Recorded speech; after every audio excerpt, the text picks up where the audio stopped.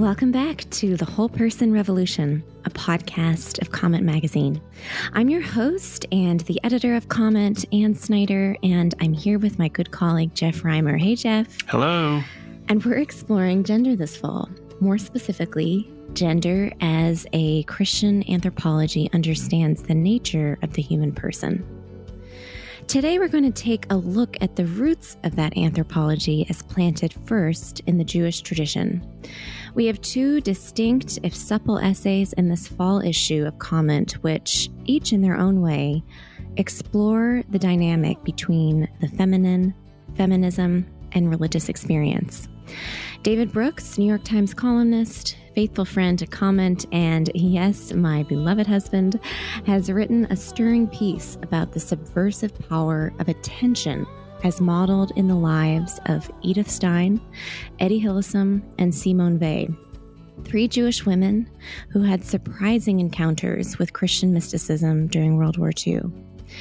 We're going to get into these poignant dynamics today, and with us to deepen the conversation still further is our modern Orthodox friend, Yishai Schwartz, a real treasure of a thinker. We at Comment feel such a kinship with Yishai for reasons that will become clear in this conversation, and he has written an essay in the same issue looking at the inside intricacies of gender and tradition as both have rubbed up against one another over the centuries. Yishai, I first met you through David a decade ago when he was teaching a class at Yale on the virtues, and I still recall an uncommonly perceptive essay you wrote as a student on Dorothy Day, one which sent me off on my own journey seeking to follow at least a little bit in her footsteps. So thank you for that, for being willing to reunite with David here and for contributing with such goodwill now several times to Comment. We're the better for having both of you in our orbit. And David, nice to see you too, sir. Good to see you. So let's just get out of the gate. As Jeff said earlier today on a collective staff call, Judaism, Christianity, gender, nothing controversial. Both of your essays are subtle and nuanced and careful. And I just was hoping for our listeners who haven't read each of them, could you give a bit of a summary of what you're trying to say as a baseline for our conversation moving forward? Yishai, I will start with you. So it's great to be here. Thank you both very, very much, or thanks all three of you so much for allowing me to be here. I want to begin with a disclaimer, of course, which is that all traditions contain multitudes, and that's particularly true of Judaism. And especially given that this is, a Jew writing for an audience which is not necessarily Jewish, it's not necessarily going to be clear when I'm saying things that are somewhat novel and when I'm saying things that are kind of broadly consensus-based. So I'll try to give a flavor of the nuances of the argument that I was making. And so the argument in this essay is that religious devotion, religious personality, especially as expressed through prayer in the Jewish tradition, is made up of two different poles and a tension between two different poles, which I refer to as obligation and inspiration. Right? There's one idea that prayer is meant to be something that happens day in, day out, regularly, 3 times a day, in a codified format, a set liturgy. And at the same time, prayer is supposed to reflect our deepest desires, our insecurities, where we are, intensely personal, moments of distress, etc. And what I tried to argue is that those tensions, which are clear in the Jewish in Jewish texts, going all the way back to the Talmud, map on to also rabbinic understandings of gender throughout history. So both in terms of how Jews relate to prayer and how Jews relate to law more broadly, there is that inner tension, and that tension may be in some sense not reconciled, but made manifest and made more productive by the existence of kind of two general categories, a masculine and a feminine, which are working together and trying to embody those two poles and make those two poles work together. And of course, we all have elements of those both within us, but having a community made up of those two poles, and if we relate to those to forms of religious expression with those slightly different emphases and then work together on that, I think is very productive for the creation of a religious personality and a religious community. And that was the argument I made. I love it, Yishai, and I commend to our listeners the essay, which is rich and needs some slowing down to really absorb. And I think those who even didn't grow up in the Jewish tradition in whatever stream, will those who are of faith and are people of prayer will like find it deeply fascinating and with corollaries in their own tradition. I've thought a lot about, as David well knows here, a feminine soul versus a masculine soul. Is there such a thing in the context of prayer? And Jews at Prayer is a bit of a segue, which I do not say cheaply, to your essay, David, which is very different from Yishai's. But could you just give our listeners a bit of a summary and what initially drew you to these three women in the mid-20th century?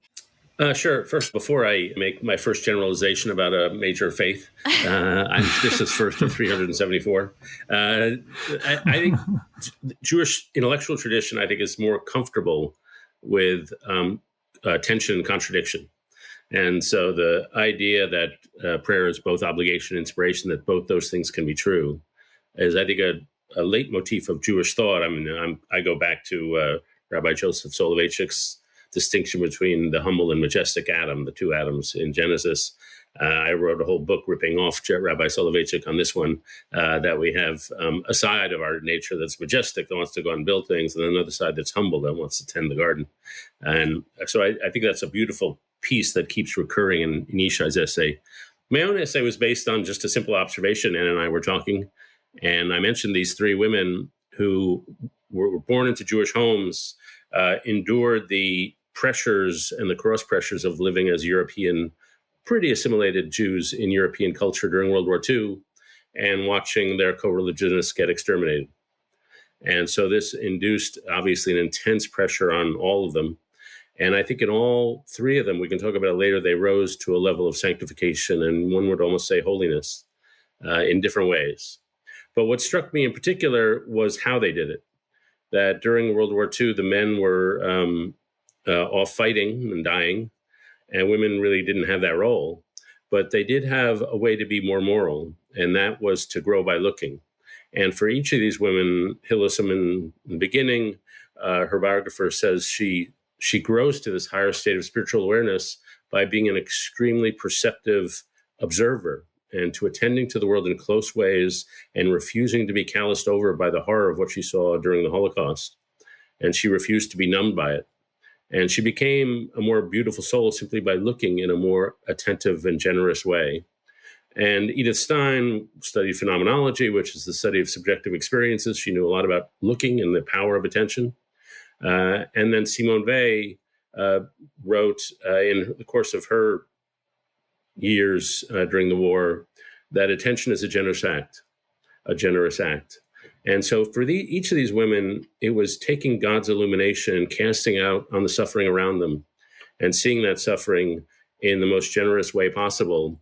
That was the means not only of their own transformation, but the way they served the world. And at the end of the essay, I mention a philosopher and novelist, Iris Murdoch, who at one point in her diary said, "Has the long journey I took from Simone Weil finally culminated?" And for her, it had. And she wrote a book about probably 40 years ago called The Sovereignty of Good, in which she says attention is the primary moral act. That we see the world through self-serving ways. We see other people as objects for our own utility. But we can, she said, grow by looking. And the purpose of moral growth and spiritual formation, she wrote, is to cast what she called a just and loving attention on each other. And so my essay is really about three people who learned to cast that kind of just and loving attention and how powerful that subtle act is. Yishai, I have a question for you. So your essay is titled Obligation and Inspiration, and you talked about those as two poles. Now, when an evangelical Christian hears, or when a Christian in general hears inspiration, they think inspiration of the text. And you're talking about prayer. You're talking about inspired prayer that spontaneously kind of comes out. Is there any sort of, are you doubling your meaning there? Or is there any kind of play at work in the notion of inspiration? So I can't say that there is. I think, my intention in using that word as a contrast with the idea of obligation, that there are moments of relating to God. And I think maybe part of the reason why there is that maybe slight disconnect is that I think the sense in which I use the word obligation is probably even more alien, or at least that there is perhaps it's a myth but that, Jews are more connected to the idea of obligation, and Christians, in the sense I'm using it, are more connected to the idea of inspiration. That Jews are bound by law, and that the law is primary. And of course, I would argue, and I think most Jews would say, that these things are actually mixed together and much more complicated. That sometimes you need the frameworks created by obligation in order to have moments of inspiration. I think at one moment in the essay I say, unless you have the obligation to prayer, you are unlikely to have the opportunity to have those moments of inspiration. You need the regularity in order to produce the opportunities for the moments of individuality and genuine personal connection.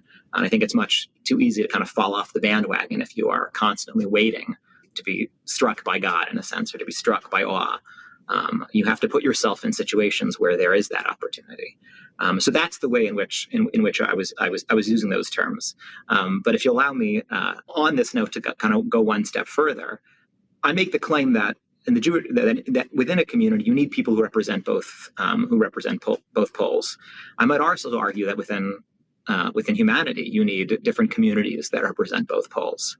So of course I would suggest that Jews are not just the people of the law, but they're also, anybody who's ever watched, moments of Jewish celebration or moments either on holidays or on weddings, etc. There is intense personal and individual joy, but there's also a sense of obligation.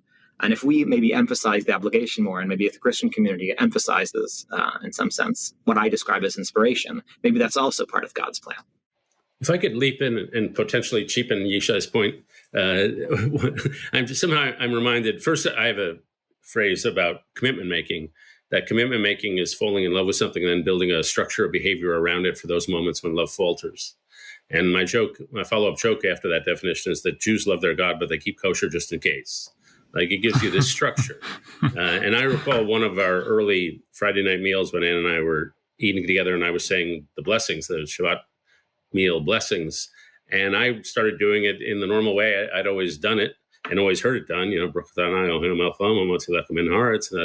and Ann was like, no, you should say it with more feeling. And I'm like, no, we don't really do that. It's like you say it every Friday. So you just you reel it off. And Orthodox Jews, after a meal, they do a thing called benching, which is a longer set of prayers. And it's like ripped through. You rip through that thing. And so there's something very powerful about the ritual and the roteness of it, that you may not be concentrating at that moment on every word, but some days you really will concentrate on the word. But in between, there's that we're just going to rip it off. Yeah, when I read your essay, Yishai, and I told Anne this in a call at one point, it felt to me a lot like reading like a novel by Chaim Potok, in which he's really popular with Christians, and I think especially with evangelical Christians, because they're both operating within subcultures. So when an evangelical Christian reads that book, they see all these analogies to their own experience, sort of intensified in the case of Orthodox Judaism. And when I read your essay, I was seeing all these parallels, between evangelical Christians and Catholics or Orthodox that make all the same complaints that David was talking about. Your priest he's just saying the words and he doesn't feel them, but it goes. You have these backs and forths between the different Christian communities as well, just as you do in the Jewish communities. Sorry, that wasn't really a question to either of you, just my own sort of riffing. Let me ask you a question, David. So I get the sense in your essay, you're working out something personal here. These are women who are Jewish who have moved toward Christianity in the same way you have. But what about the fact that they are that you emphasize their femininity and their womanness in your essays? Are you getting in touch with your feminine side? Yeah, well, anybody who knows me in high school knew I was sort of this incredibly hunky Arnold Schwarzenegger kind of guy, not in touch with my feelings. And now I've become pudgy and much more curvy. And so, no, more seriously, I am definitely been on a lifelong journey toward the feminine. And I had, any normal person's or any normal guy's fear of emotion and fear of displaying emotion, or at least a common trait among guys, a fear of displaying emotion. And the story I tell is that I love baseball. I was once at a baseball game, and I've been at thousands of baseball games, and I never caught a ball in my life. And one game in Baltimore, I caught a bat. The bat flew out of the batter's hands, landed on my feet. And catching a bat is 1,000 times better than catching a ball. And so I should have stood up on my desk, waved my trophy in the air, hugged everybody, given people high fives, been on Jumbotron. Instead, I just put the bat at my feet and sat still-faced, staring straight ahead while the whole stadium looked at me. And I want to say, show a little joy. And so I definitely came from a home where we were pretty intellectual. And I've become a lot more, hopefully, a lot more emotionally open and a more emotionally vulnerable and hopefully even aware of what my different emotions are. And so to that extent, I think if being emotional is more feminine than men, I guess I've become that. But I would put it more seriously, throughout history and philosophy, men have created these moral systems. Think of Immanuel Kant. And sometimes you got the sense that they were so concerned about creating these universal moral systems that were impregnable to philosophical contradiction, that they all became abstract. And Iris Murdoch, again, makes this point, and Edith Stein makes this point in the essay I wrote, that abstraction is averse to the way Stein and Iris Murdoch wanted to look at the world. It's not morality is not a set of abstract moral principles or laws, though of course it is that. We have the 10 Commandments, but it's not only that. It's also attention to the person. It's embedded in a context, and it's between one soul and another soul. And it's being a genius at the close at hand, at performing the small acts well. And so I think what Etty Hillesum did, for example, was in the beginning, she was just this pathetic, self-absorbed little girl, frankly. And by the end, she's serving those who are about to die in the Holocaust at one of the work camps in the Netherlands called Westerbork. And what everyone talks about is her radiance of being. And she's got a very beautiful letter, a diary entry, where she says the world here is so terrible. And yet at night when I'm walking by the wires that enclose the camp, I feel the beauty of God's creation. I'm paraphrasing. And so there's something to redefining morality, not just as universal laws that can exist out of context, but to seeing it also as this intimate act of encounter. And I don't know if that's growing more feminine, but I think it is. And it's made me more popular with the Oprah set. So that's something. I was going to pick up on two strands here, which the first is kind of Jeff's point about how there are similarities and resonances between what different communities are grappling with in the evangelical community and maybe the more traditional Jewish communities. It seems to me that gender is a prime example of where the rubber hits the road in the let's say conflicts between modernity and tradition, precisely because I think many of us have an intuition that there is something essential about distinctions between the sexes, but we're not sure to what extent, right? And layered on top of whatever essential differences there are, whether those are, physical or in some sense even metaphysical, layered on top of them is a bundle of sociological and cultural stuff. And how much of that is good and how much of that is bad and how much of that is necessary. The devil's quite literally in the details, maybe. That's at least my view. So unpacking all of that is just that is what a conflict between tradition and modernity is. It's an unpacking of what the essential is from the inessential over long periods of time, right? If God talks in a specific moment, but he's also talking for eternity, well, what are the pieces of God's message that is meant for eternity, and what are the pieces of God's message that are meant for specific moments and specific historical contexts? And so those are questions that we're all grappling with, and gender just seems to be a prime area for that. And then I was struck by, in some sense, if David in this essay is learning from women as women, he says he's learning from them as women, he's also learning from them as Jews. It seems to me that in order to have the opportunity to learn from people as people, you have to recognize that they are, in fact, fulfilling that role, right? It's very difficult to learn from women as women if you think that the things about them that are important are not connected to their femininity, and vice versa. And so, my argument which was about two concrete poles and the creative tension that's created by those poles, you have to maintain to some extent, the existence of those poles. And of course, there can be boundary blurring and gray and mixes. But without the existence of poles, you can't have creative tension.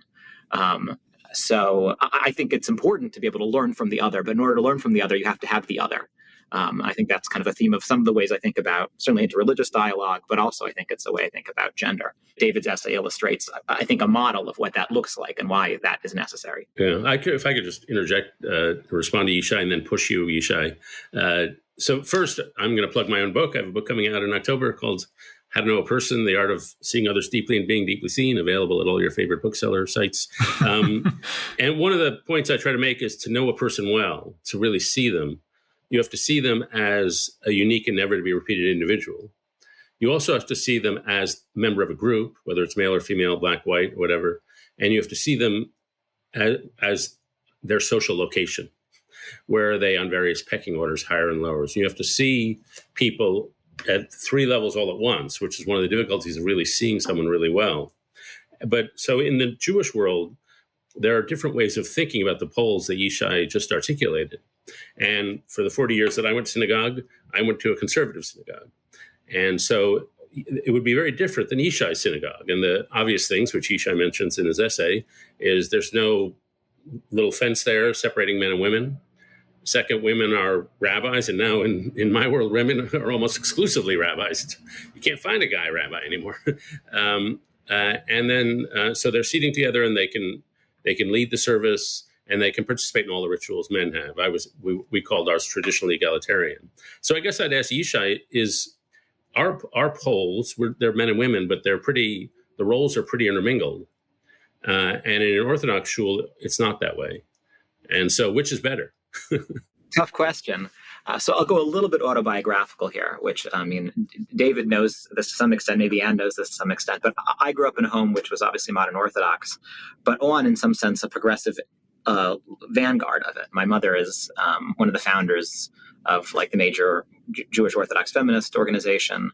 And I grew up very much with a sense that part of our job was to expand women's roles in ritual to the extent permitted by religious law. And so that meant to some extent unpacking what is the sociological from the, let's say, strictly legal in that department. And I think I still believe in that project, but it's not because I think it's very easy if you're invested in that project to see the law as a negative thing. Okay, like what's the most we can expand women within these shackles that we have of the law? Okay, the women can do it; they can lead this part of the service, but they can't lead that part of the service. What can we do? God's preventing us from doing what we really want to do, what we think is morally important. And what I would, I think the adjustment I would make to, in some extent, the way I was raised is, yeah, I still think we need to expand women's ritual roles in synagogue. But it's not because I want to head towards a world of sameness. And that is, I think, my critique of some of the communities in which David grew up, is that the expansion of women's roles has come both from an intellectual position of we disagree with the existence of these categories altogether. And then in practice has led to the disintegration of any kind of distinct roles. So I think one can be, I think, more nuanced, is the way I would put it, about, okay, what are the expansions of roles or contractions of roles that we think are good and appropriate?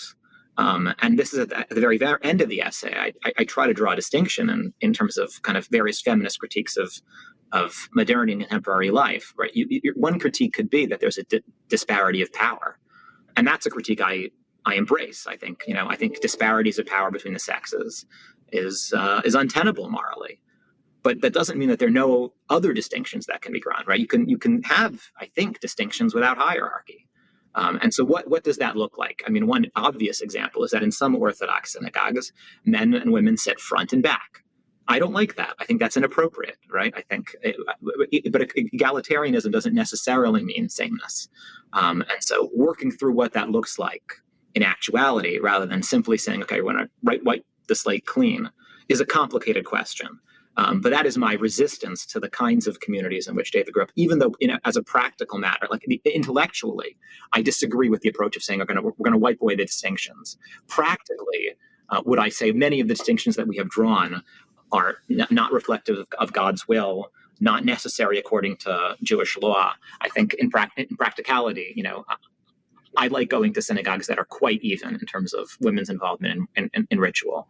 But the intellectual tradition that underlies it is a little different.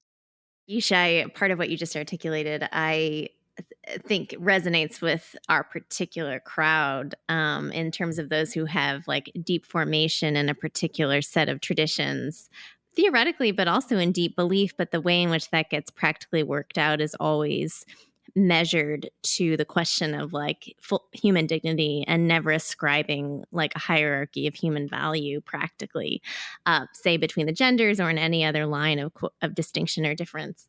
So I think and then growing up with the mother you had that was like institutionally devoted to a kind of like figuring out feminism inside orthodoxy is very fascinating to me and also resonant. So I'm going to have a tiny runway to this question because I'm going to combine something around gender with theology. But one thing that was like very interesting to me in David's piece about sort of honoring the ability to attend, which David, I'd say, is graciously ascribing to the feminine. And I don't think that's wrong. I think that tends to be a little bit more the just feminine default to, I'm not trying to be overly essentialist here, but to just like, there is a natural bent probably in our brains to be more relationally attentive, and there's evolutionary reasons for that.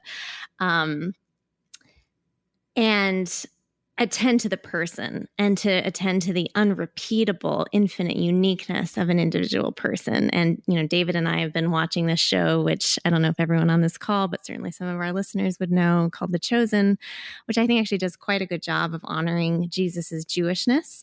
And one thing about that show that I think does capture, something true about Jesus's actual historical life is that here he was a Jew surrounded by Jewish disciples, and he had a way of attending to like the infinite uniqueness of the person in front of him, whether it was a prostitute or someone who was committing adultery or whatever. There was a way of like tenderly looking at a face and seeing like nothing else but sort of the divine image in that face.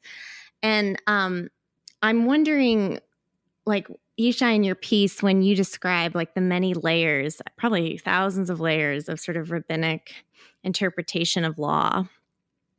And yet I also think of Judaism culturally as a bit more of a matriarchal, like women empowered religion culturally, at least in the US, than frankly a lot of what I see in Christianity. So you have all these paradoxes happening. How does this notion of personalism strike you? Because I think of your mom probably as a force, and I've met your wife and I've met your sister.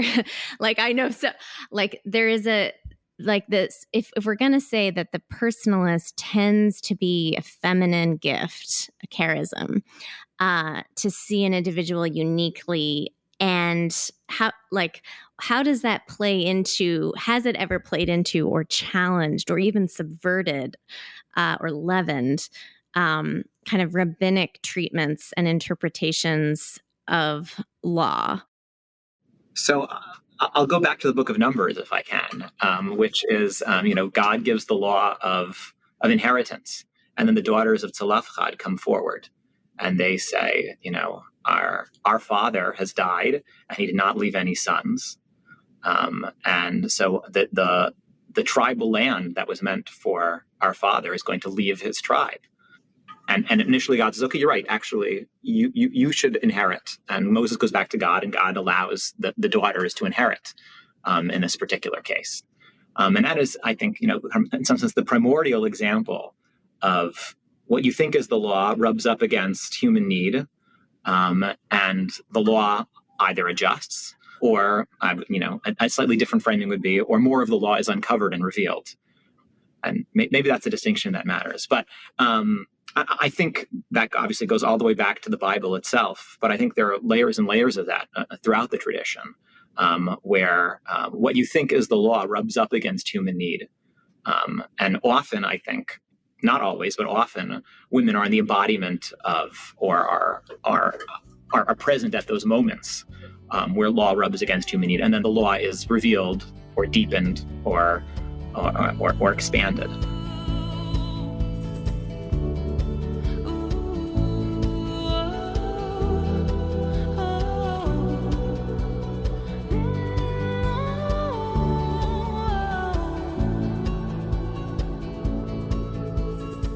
David, you find yourself in worlds of conversation about various dysfunctions that have come out more recently in parts of the American Christian world.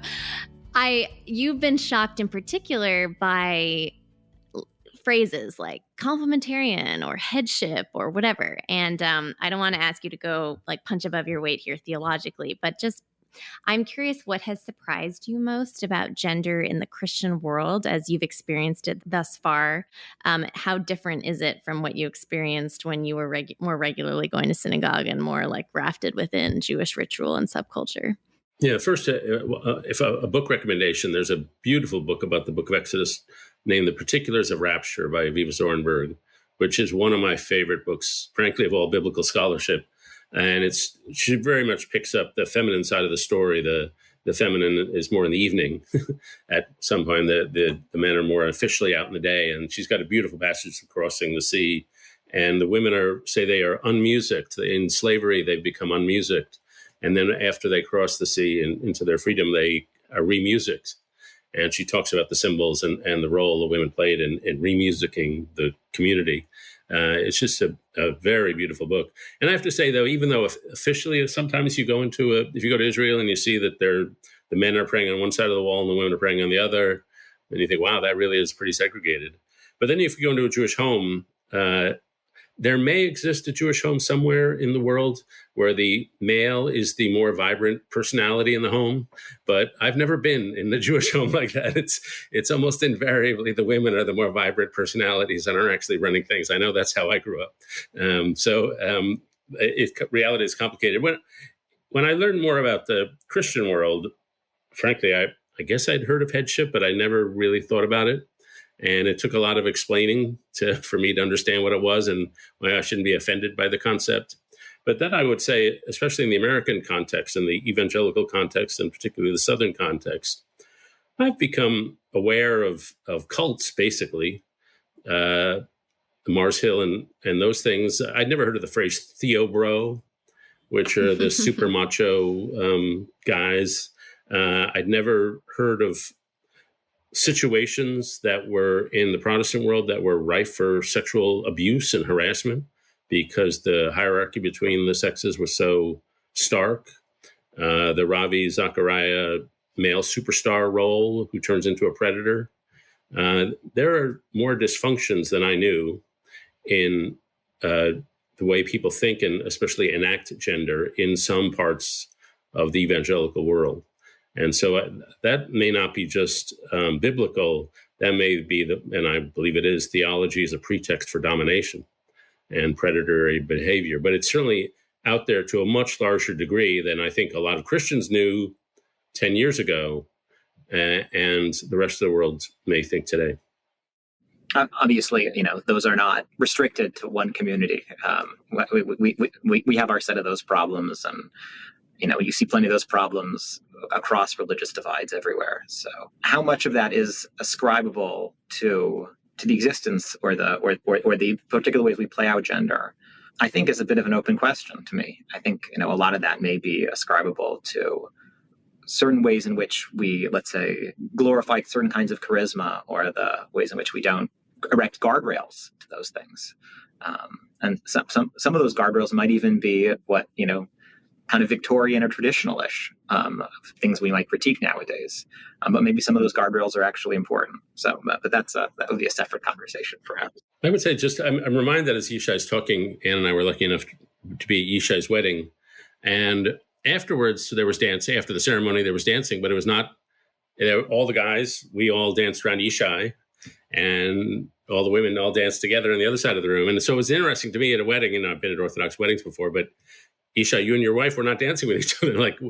But the difference, well, maybe I'm wrong in that, but the difference is that it was joyous without being sexual. It was like really joyous. And so it was interesting to have a bunch of guys dancing around the groom, because it was really joyous, but it wasn't affected by, you weren't like doing something that seemed semi-sexual. And so in some ways it was really fun. Thank you, and thank you very much. I will just add, the most traditional, or like traditional Orthodox weddings are exactly what you described. Mine, and I think you had to head back to DC, but after the first set of dancing, the wall came down, and then there was more mixed. It was still, I hope, not like desexualized, okay. etc. And that's still kind of important to me. It was like families together, etc. But I will say, and that is one of, I guess, a concession to modernity from me and my family. But the wall came down. One thing, when David was describing Jewish families in practice, that although there may in some abstract sense be patriarchy, but at least in your practical experience, I've heard the joke about the person who says to the couple, so how does the decision making divide up in your family? And the man says, oh, well, I make all the important decisions, and my wife makes the less important decisions. And so can you give me some examples? Like, my wife decides where we live, where the kids go to school, how our house is set up. And so the questioner says, so what do you decide? He says, oh, I decide in how to achieve world peace, and whether we believe together, and whether God exists. And all of which is to say that sometimes the way we, the abstract kind of abstract hierarchies may not always map on to, let's say, practical experience. That's right. That leads into one of the other questions I had. So, Yishai, your essay begins and ends with familial anecdotes and illustrations of kind of what you're talking about. And at Comment and at Cardis, the think tank that publishes Comment, it's run by mostly neo-Calvinists, and so they always talk about spheres, like the different spheres of authority, and family is one sphere and government is another sphere, and there's all these different spheres, and some of them are small and private, and some of them are big and public. So what are the ways both of you see these spheres interacting with each other, especially when I think about the family and the gender roles and dynamics that are going on within Jewish families, especially for you, Yishai? Like, what are the ripple effects out toward society when that works well and when it doesn't? And also, what are the ripple effects kind of down from the more public discourse into families? How do you see those interacting? It's a big question. Yeah. So one thing I'll say is that, in some sense, I think families are meant to be a microcosm. So the same kinds of what I would refer to in the piece as creative tensions, I think, should exist in communities as exist in families.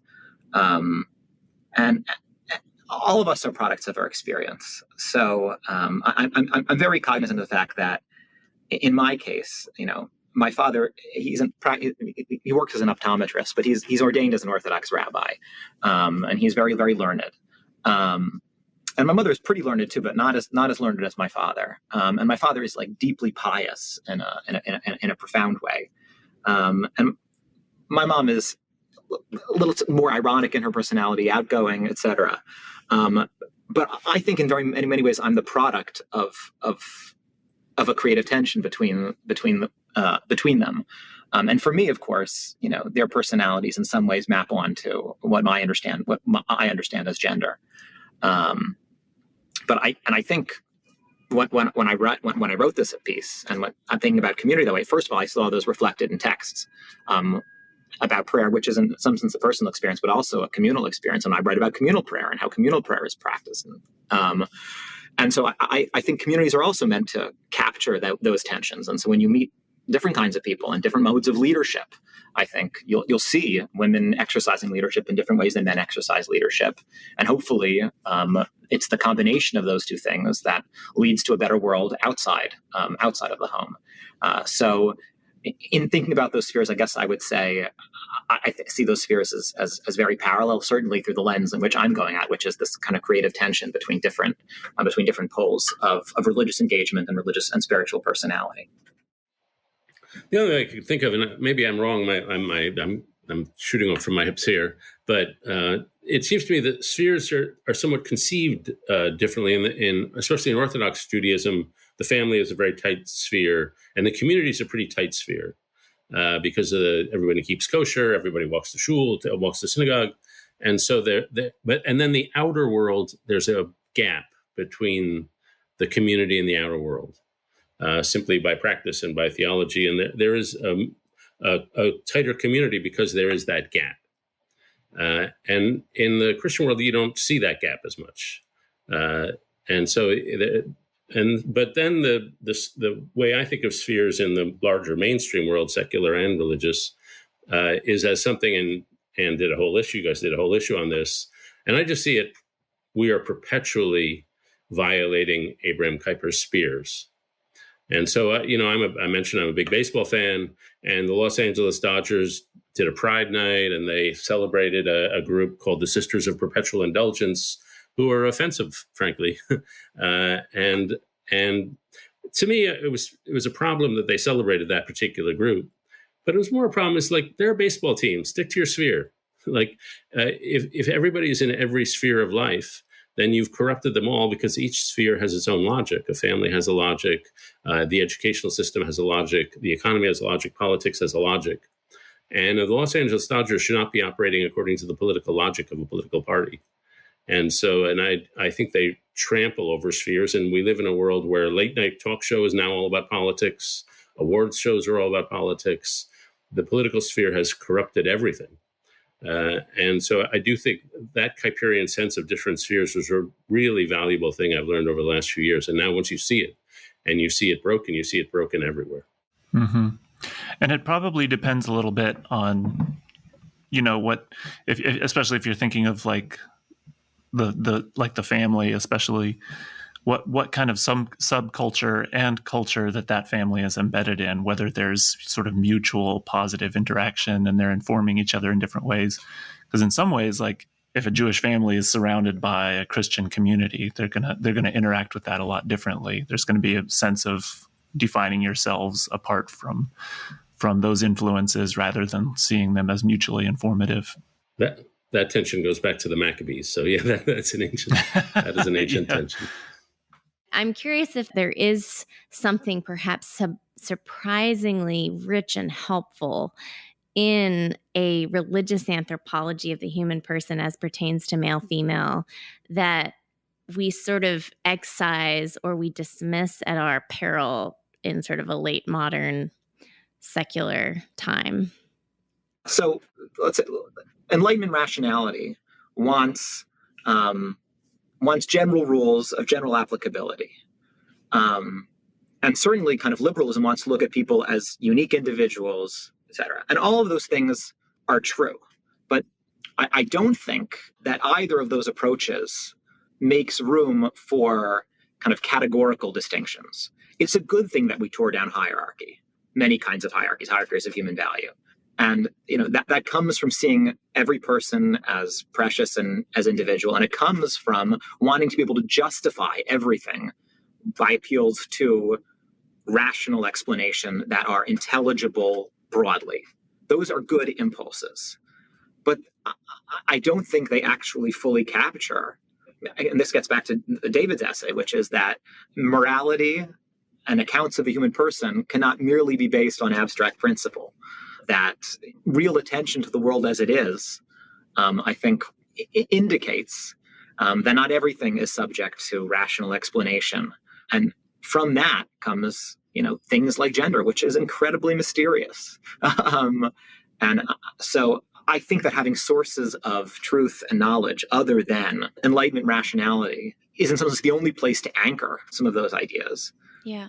And I think our traditions are very, very rich on it. And I think the process of our traditions. And so I'll go out on a limb here and say, when you have texts, again, given at a moment in time, but are meant to last for eternity and have millennia of interpretation and uncovering, that kind of grappling with it is an encounter between the universal and the particular, and categories are meant to come out of that. I think that's going to get you a different place than kind of starting from first principles. Yeah, I guess I would say the modern imagination's image of masculine and feminine has grown thinner, but that's because the modern image of what a human being is has grown thinner. And so if you start out with the biblical understanding of each human being is made in the image of God, or if you start out with the idea that each person is a possessor of a soul, then that just leads you into richer and deeper territory than if you start out with the idea that the social science idea that we're autonomous, utility-minded, self-interested individuals. And so a lot of the post-Enlightenment anthropology is based on, to me, reasonably simplistic models of what a person is. And one of the jobs for us these days is to recover some of the richer understandings. And that's sort of what my book is an attempt to do, is to see each individual, is to help us learn how to see each individual at their full depth, and the way they would be portrayed in you think of the psalmist, like what a rich combination of multi-flowing emotions flow through those psalms. You think of Shakespeare, you think in Russian literature, there in Western literature, there are main characters who are rich and deep, and then stock characters who are like two-dimensional. But in Russian literature, especially Tolstoy and Dostoevsky, there are no stock characters. Everybody's 3 or 4 or 5-dimensional. And so somehow we have gotten, I think, through the attempt in the academy in particular to turn the study of human beings into a science, we only look at what we can count and measure. And we've become much better maybe at looking at populations of people and making generalizations using big data across a population, but much worse at looking at each particular human being who is never to be repeated and is unique. And so I think in our popular culture, as the humanities have declined, our understanding of the richness and complexity of each human person has grown more thin. So you're saying that as the study of the humanities has declined, our understanding of humanity has declined? That's exactly right. If they're going to get married, I tell my students to read George Eliot. Start with the masters and then work your way down. And just one final point, it's not only our understanding of humanity has declined, it's our democracy has declined. We think of democracy as something that's about voting and something that happened in legislatures, but ultimately it's an encounter of one point of view with a lot of other points of view. And the process of negotiation, communication in a liberal democracy is dependent upon the ability to see each other with some degree of respect across inequality.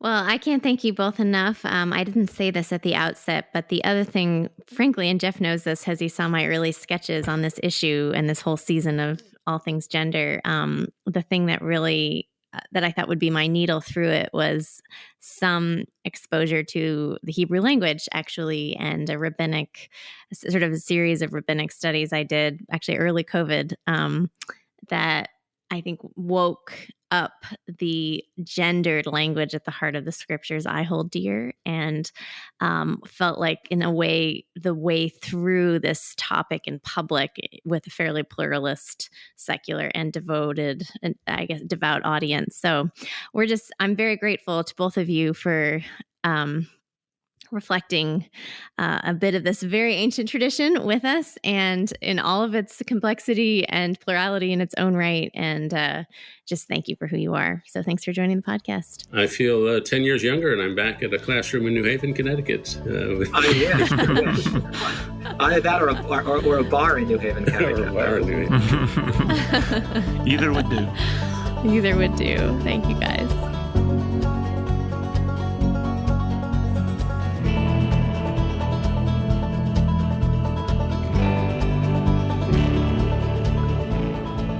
Thanks for listening to The Whole Person Revolution, a podcast of Comment Magazine. Comment's mission is to foster imagination for a thriving society. We publish pieces by cultural luminaries and pioneering practitioners. We produce this podcast and another, arguably still feistier one, called Zealots at the Gate. We equip and convene civic leaders through suppers and other gatherings all around North America, and we are stewarding a budding institutional ecosystem animated by the Christian humanist tradition, an ecosystem known as Breaking Ground. Comment readers are society's weavers, those community shepherds laboring to hold our social fabric together. And our job in all that we do is to help them, really help you, rehumanize our age, equipping you with frameworks, stories, and exemplars to sustain your vocational joy, refresh your vision, and connect you with one another to effect real cultural change. Consider joining us. You can write, you can read, you can host a comment supper in your neighborhood, or attend one of our webinars with an author. We want to equip you to be an agent of renewal in our time, and we need to learn from you. Write to us at podcasts@comment.org and expect a substantive exchange. We're honored to have you within our orbit and to pilgrim together toward wholeness in a world splintering against it. The Whole Person Revolution is hosted by Comment, edited by Becca Bruder, produced and with original music by Allie Crummy, audience strategy by Matt Crummy. I'm Ann Snyder. And I'm Jeff Reimer. And we'll see you next week.